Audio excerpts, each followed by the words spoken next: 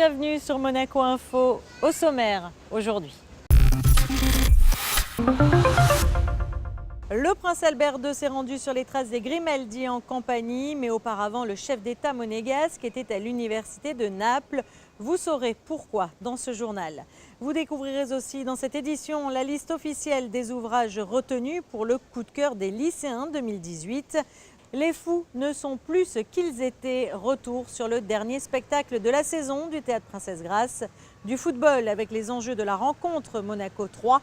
Et puis nous refermerons cette édition avec notre invitée du week-end. Retenez bien son nom. Elle se promet un bel avenir. Lisa Marini est l'une des 60 lauréats à avoir remporté le Plumier d'Or 2018 sur 18 000 élèves des classes de 4e à avoir participé à ce concours à travers le monde. Nous vous en parlions dans notre précédente édition du déplacement du souverain en Italie, en Émilie-Romagne. Place aujourd'hui à la suite de ce voyage, mais cette fois plus au sud, en Campanie. Sandrine Nègre et Serge Prémont étaient sur place. Elle domine le golfe de Naples et son Vésuve. La villa Doria d'Angri appartient à l'université de la ville qui porte le nom de Parthénope, sirène dans la mythologie grecque. Un terme qui fait écho en quelques secondes à l'histoire et la culture si riche de cette région bordée par la Méditerranée. Grand point commun avec la principauté. Ce 16 mai, son Altesse Sérénissime, le prince Albert II, reçoit les insignes de docteur honoris causa en sciences et techniques de la navigation pour l'ensemble justement de ses actions en faveur des mers et des océans notamment.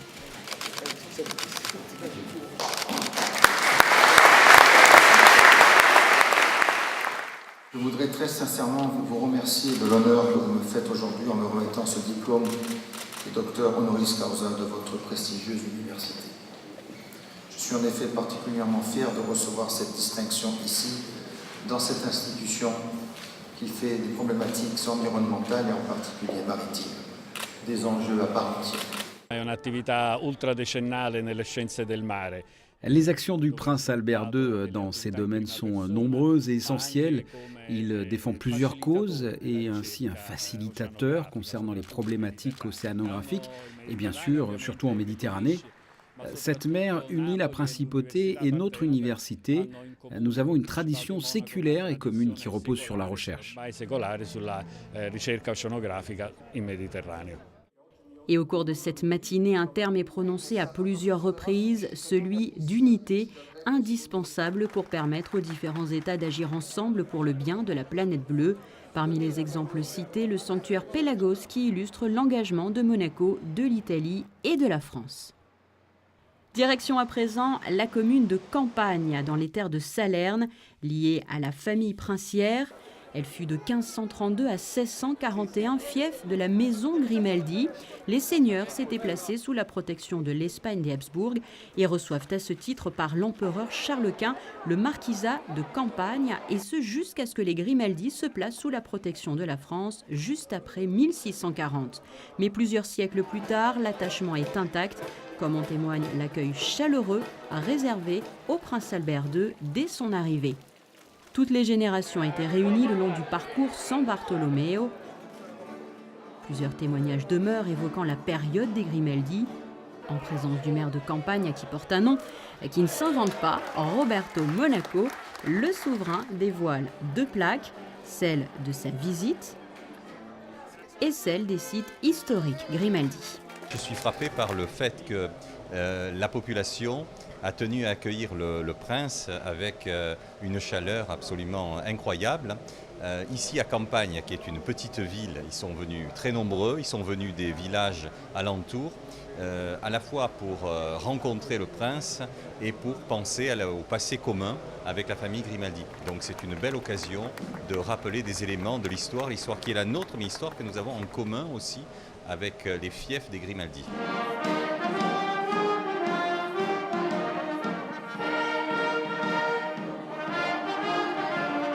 La commune de Campagne, notamment connue pour sa très célèbre rivière, est donc désormais membre de l'association des sites historiques Grimaldi de Monaco et sera, comme toutes les autres, à l'honneur dans quelques années lors de la Saint-Jean. La première rencontre des sites historiques Grimaldi à Monaco aura lieu au mois de juin, À l'honneur cette année, le marquisat des Baux et le comté de Carladès, ainsi que la ville de Menton. Vous l'avez donc entendu, la semaine a été marquée par le déplacement du souverain en Italie et plus particulièrement dans les fiefs de sa famille. Je vous propose d'écouter le prince Albert II. Il revient sur l'importance que revêt pour lui ce voyage. Tous ces anciens fiefs, tous ces anciens lieux historiques Grimaldi de Monaco avaient des anniversaires différents et donc c'était l'occasion de ces célébrations que bien sûr j'ai été invité à venir effectuer qui une première visite, qui une deuxième visite, comme c'est le cas aujourd'hui à Campagne, où j'étais venu il y a plus de 20 ans dans le cadre de toutes les manifestations liées aux 700 ans des Grimaldi. Et donc c'est avec joie et avec émotion que je suis revenu revoir ces territoires et ces communes et voir comment ils avaient progressé, comment ils avaient aussi mis en valeur leur site historique et cette mise en réseau que sont l'association des sites historiques Grimaldi de Monaco dont elles font partie maintenant. Et donc c'est bien sûr pour commémorer ce lien historique entre nous, entre ma famille, la principauté et ces différentes communes, mais aussi pour voir comment on peut valoriser encore davantage ces sites et faire qu'ils puissent aussi se développer d'un point de vue économique et touristique et culturel bien sûr. Les élèves des 3 lycées de la Principauté viennent de se réunir sous la conduite de leur professeur de lettres pour établir la liste des ouvrages pour le coup de cœur des lycéens édition 2018. Le reportage de Fabien Bonilla. Ils sont au nombre de 62, tous élèves de seconde dans les lycées monégasques, que ce soit à Albert Ier, au lycée technique et hôtelier ou encore à FANB. Ils se sont réunis pour sélectionner 5 ouvrages sur les 9 de départ, 9 premiers romans. Ces élèves les ont eus en main en octobre dernier. Il est temps de faire une présélection et leur choix s'est porté sur... Livret du sergent Dida d'Olivier Roger. Le courage qui faut aux rivières d'Emmanuel Favier.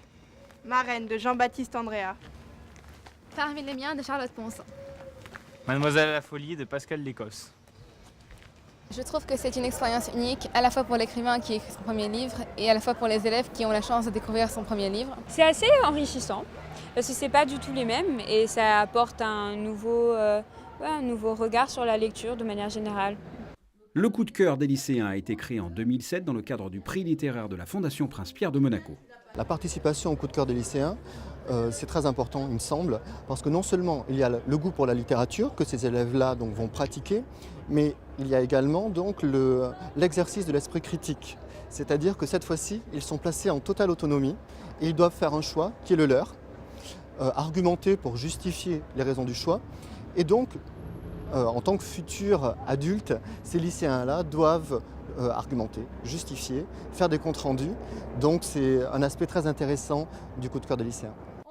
Le jury final est désormais composé de 20 élèves. Le prochain temps fort pour eux sera le mercredi 6 juin avec la rencontre des auteurs des ouvrages retenus. Au final, après délibération, le coup de cœur des lycéens sera remis dans le cadre de la cérémonie de proclamation des prix de la Fondation Prince-Pierre de Monaco le 4 octobre prochain. Comme chaque année, juste avant le Grand Prix, le traditionnel match de football qui réunit l'équipe des Barbadjans aux pilotes de F1 se tiendra mardi à 18h30, cette fois à Menton, au stade Lucien Rhin. Je vous propose d'écouter l'organisateur de cet événement, Mauro Serra. Le match, 26e édition, tous les années on est obligé de pas accepter tout le monde, sinon on va être 40 d'un côté, 40 de l'autre. Ça veut dire que c'est très positif. Le spectacle, il y a toujours. Et maintenant, on a pris plusieurs pilotes Formule 1 jeunes. En plus, il y a Charles Leclerc qui a fait un résultat magnifique. Et de notre côté aussi, on a plusieurs athlètes nouveaux qui viennent. Il y aura 2 champions de ski qui ont gagné les Jeux olympiques et tout le reste. Ils sont super disponibles pour donner un spectacle et naturellement pour aider les enfants comme on fait toujours. On veut aider des enfants en étant directement en contact avec eux à travers Save the Children. En prenant un groupe d'athlètes, un groupe d'enfants, les enfants ils vont être parrainés par eux et on les suive à grandir pour lui donner un espoir dans la vie. Les billets, l'Office de tourisme de Menton, il a l'exclusivité, soit pour la vente online que directement à l'Office de tourisme. En bref et en images. Théâtre et musique hier soir au Théâtre des Variétés avec les comédiens du studio de Monaco et Arsenic et le Bing Bang Jazzissimo de l'Académie Régnier III. Un spectacle donné au profit de Écoute, Cancer, Réconfort, une association créée en 1992 et qui apporte aux personnes atteintes d'un cancer aide et réconfort. Elle œuvre aussi afin que les patients et leurs familles trouvent le soutien dont ils ont besoin, que ce soit un soutien moral ou financier. Donc les deux frères réépouser les deux sœurs, mais pas les mêmes. Tout à fait. Pour les enfants, ça ne va pas être facile. Disons qu'il y a les fils d'Albert qui deviennent les gendres dans leur tante, puisqu'elles deviennent leur belle-mère. Les deux belles-filles deviennent elles aussi les cousines germaines de leur tante. Ouais. En fait, c'est pas très compliqué. Ouais, enfin, sauf qu'au mariage, il y avait quand même deux petits bouts de chou de 2 ans. C'était qui? Il y a un petit gars qui est le fils d'Albert avec la première femme de son frère Raymond, et une petite fille. C'est la fille de Raymond avec la première femme d'Albert. Tu vois, ça se complique. La saison 2017-2018 du Théâtre Princesse Grace vient de s'achever. L'ultime spectacle a été donné jeudi soir. Les fous ne sont plus ce qu'ils étaient est une interprétation des textes de Raymond DeVos par le sociétaire de la Comédie Française, Elliot Genico. Regardez plutôt ce reportage signé Patricia Navarro. Il s'est plongé dans les textes de Raymond DeVos et l'inspiration aidant, il a construit tout autour un spectacle qui a rencontré l'adhésion du public. Elliot Genico est venu présenter au Théâtre Princesse Grace sa pièce « Les fous ne sont plus ce qu'ils étaient ». Le titre est emprunté lui aussi au texte du célèbre humoriste belge décédé en 2006. Quand j'ai travaillé sur les textes, j'ai voulu tout de suite m'écarter de l'image visuelle, du son et de la musicalité de Raymond DeVos. Donc j'ai surtout travaillé sur les textes. J'ai acheté 2 petits bouquins, Sans dessus-dessous et Sketch inédit. Et là, j'ai commencé à faire ma sélection. Bon, il est vrai que j'ai commencé par un premier texte qui m'a séduit tout de suite, qui est devenu le titre du spectacle, « Les fous ne sont plus ce qu'ils étaient ». Un texte d'ailleurs que Raymond DeVos n'a jamais joué, parce qu'il l'a écrit, je crois, c'est 1 an ou 2 avant de décéder. Et il faisait partie du bouquin... Bon, j'ai beaucoup de copains dans la région. Et il faisait partie du bouquin Les Sketchs inédits. Dites-moi, pourquoi tous ces gens courent-ils comme des fous? Il me dit, parce qu'ils le sont. Vous êtes dans une ville de fous ici, vous n'êtes pas au courant? Je lui ai dit, si, les bruits ont couru. Il me dit, ils courent toujours. Je lui dis, mais qu'est-ce qui fait courir tous ces fous? Il me dit, oh, tout. Il en a qui courent au plus pressé. Celui-ci court pour la gloire et celui-là court à sa perte. La qualité des textes et le talent du comédien donnent un spectacle d'1 heure au cours duquel le public est pleinement associé. Quand on joue un seul en scène, c'est toujours penser qu'on a un partenaire de jeu qu'il faut respecter et qu'il faut aimer, c'est le public. Donc on est seul avec 2, 3, 4, 500, 600 personnes, on forme un duo. Donc il ne faut pas oublier ça, on joue pour le public, on respecte le texte, on est dans son univers, on est dans le théâtre, mais on a un partenaire qui est le public. Et on a besoin, en tout cas, avec beaucoup de cœur et dans l'âme d'artiste, de saltimbanque, il faut avoir ça, en tout cas, en tête. Cette adaptation réussie des textes du grand Raymond DeVos met en lumière le travail des humoristes, véritables poètes des temps modernes. Les fous ne sont plus ce qu'ils étaient aura offert une délicieuse parenthèse au public, tout en marquant la fin de la saison 2017-2018 du Théâtre Princesse Grace.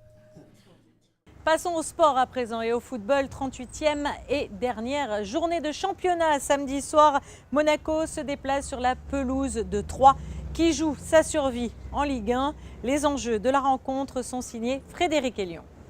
Monaco a occupé la 2e place du classement durant 25 journées et à 90 minutes du terme de la saison, les Monégasques sont toujours installés dans le fauteuil de dauphin avant un ultime déplacement à Troyes qui lutte pour sauver sa peau en Ligue 1. Avec la victoire de l'Atlético Madrid en Ligue Europa, la 3e place du championnat devient directement qualificative pour la Ligue des Champions. Un nul suffit donc aux Monégasques qui possèdent 2 points d'avance sur Lyon et 3 sur Marseille pour valider son ticket direct pour la C1. Je pense que c'est une bonne nouvelle de côté pour la France parce qu'il y a plus une place directe. Le plus important, c'est travailler pour la deuxième place que nous avons maintenant et essayer de garder cette deuxième place au fond. Manque un match contre une équipe qui a besoin de gagner aussi parce qu'elle a besoin de les points pour essayer de sortir de la zone rouge. Et il va rester un match très compétitif, je pense, avec beaucoup d'engagement et beaucoup d'ambition de les deux côtés de réussir l'objectif. De nombreux joueurs monégasques sont concernés par la Coupe du Monde avec l'annonce des différentes listes. Une compétition à laquelle ne participera pas Jemerson, qui ne figure pas dans celle du Brésil. C'est vrai que c'est difficile de ne pas figurer dans la sélection, mais il faut respecter les choix du coach. Même si je suis naturellement triste, car tout le monde rêve de disputer un jour une Coupe du Monde. Cette fois, ce n'est pas mon tour, mais la vie continue. Je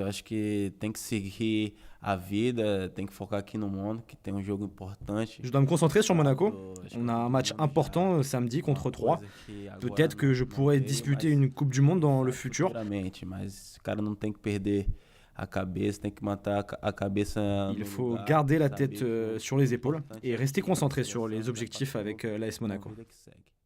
Radamel Falcao s'est entraîné cette semaine et sera en balance avec Silla pour une place de titulaire. Djibril Sidibé s'est également entraîné normalement et postule à un retour dans le 11 de départ.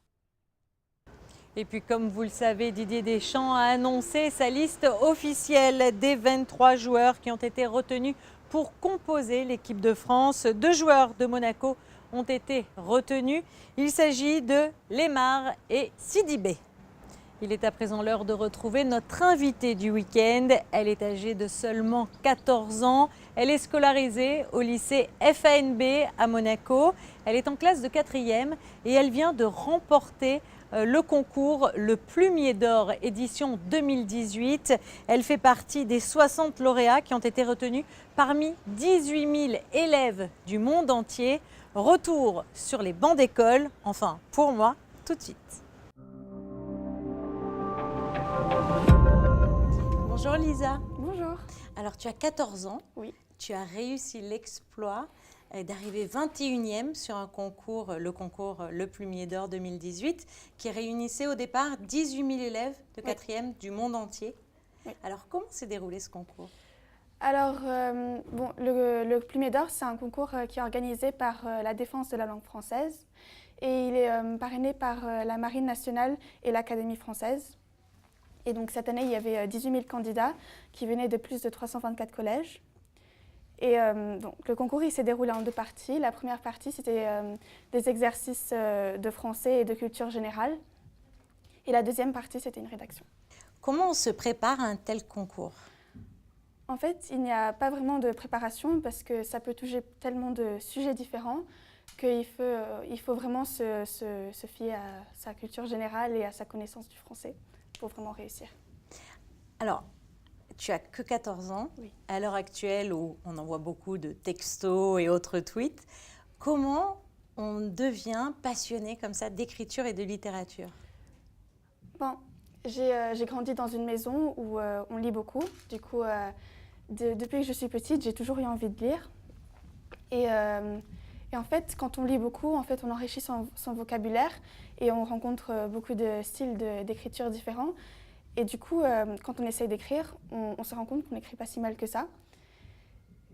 Quant aux réseaux sociaux, je les aime beaucoup aussi, mais c'est avec modération parce que je pense qu'il faut vraiment réussir à trouver des moments où se concentrer sur soi-même et faire des choses qui nous relaxent et qui nous passionnent. Et pour moi, cette passion, c'est la lecture. Et alors, quand tu es sortie de ce concours, tu sentais que ce que tu avais fait, ce que tu avais écrit, c'était bien? Tu étais contente ou tu étais déçue par ce que tu avais fait? Pas vraiment. La rédaction, c'était un sujet difficile. Le silence, il fallait écrire 20 lignes. Au début, j'étais un peu découragée et du coup, J'ai écrit un peu comme ça, sans vraiment y penser. Et du coup, j'étais pas trop contente parce que je sentais que j'avais pas fait du mieux que je pouvais, mais c'était bien. Du coup, voilà. 21e, oui, c'est bien. Le concours, la remise des prix a eu lieu à Paris. Ça s'est passé comment? En fait, au début, on a visité avec des personnes de l'Académie française, on a visité la basilique de Saint-Denis. Du coup, il y avait cette visite qui a duré à peu près 1 heure. Et ensuite, on s'est rendu à la maison d'éducation de la Légion d'honneur, dans le pavillon de musique, donc un lieu chargé d'histoire parce qu'il avait été construit par Napoléon. Et il y a eu beaucoup de personnes qui ont parlé. Un journaliste de la marine nous a lu sa rédaction qu'il avait fait avec notre sujet. Et ensuite, il y a eu le palmarès à la fin. Puis alors, une question que l'on se pose tous, qu'est-ce que tu aimes lire? Moi, j'aime beaucoup les livres d'Agatha Christie. Hercule Poirot et Miss Marple, c'est vraiment mes préférés. Puis alors, tu es une élève de FNB. Oui. Comment ont réagi tes professeurs, le directeur? Ils étaient super contents et moi aussi, j'y croyais pas, j'y croyais vraiment pas. Je le voulais vraiment, ce concours, mais je sentais, comme j'ai dit avant, que j'avais pas fait du mieux que je pouvais. Du coup, je pensais pas que j'allais avoir ces résultats-là. Et du coup, ils étaient super contents et moi aussi. Puis c'est la première fois, en plus en principauté, qu'on remporte un tel concours. Oui, c'est la première fois. Alors, tu es passionnée d'écriture, de littérature. Est-ce que tu as d'autres passions? Est-ce que tu as des activités extrascolaires? Oui, je fais de l'athlétisme, de l'endurance et j'aime beaucoup ça. Et ensuite, ça fait 7 ans que je fais du piano et j'aime toujours ça autant parce que la musique, c'est vraiment magnifique. Un petit génie. Alors, est-ce que tu sais déjà ce que tu vas faire plus tard? Est-ce que tu as une idée de ce que tu aimerais faire? J'aimerais bien être avocate. Je suis très intéressée par la justice, mais vraiment, je pense que c'est trop tôt pour décider parce que j'ai encore beaucoup de choses à voir et à apprendre. En tout cas, je pense qu'on est tous d'accord pour dire que tu as un bel avenir devant toi. Merci. Merci beaucoup, Lisa. Demain et dimanche, le temps sera très ensoleillé sur la principauté avec des températures matinales particulièrement douces. 19 degrés, la maximale atteindra 20 degrés dimanche après-midi. Lundi, beau temps dans l'ensemble, le ciel risque toutefois de se voiler. Dans le courant de l'après-midi, les températures 18 degrés au lever du jour, 25 degrés au meilleur moment de la journée. Mardi, le ciel sera chargé et très nuageux le matin. Le ciel restera couvert l'après-midi avec des pluies faibles en fin de journée. Les températures 19 degrés le matin, 22 l'après-midi. Retour des éclaircies mercredi matin, le soleil se voilera progressivement l'après-midi. Les températures de 17 degrés le matin à 24 degrés l'après-midi. Jeudi, beau temps le matin, variable l'après-midi avec l'apparition de quelques nuages. Les températures 18 degrés le matin, 24 l'après-midi. Retrouvez à présent votre magazine Rendez-vous à Monaco, présenté par Christophe Pacaud, qui reçoit cette fois les champions de football de 1978. À très bientôt sur Monaco Info.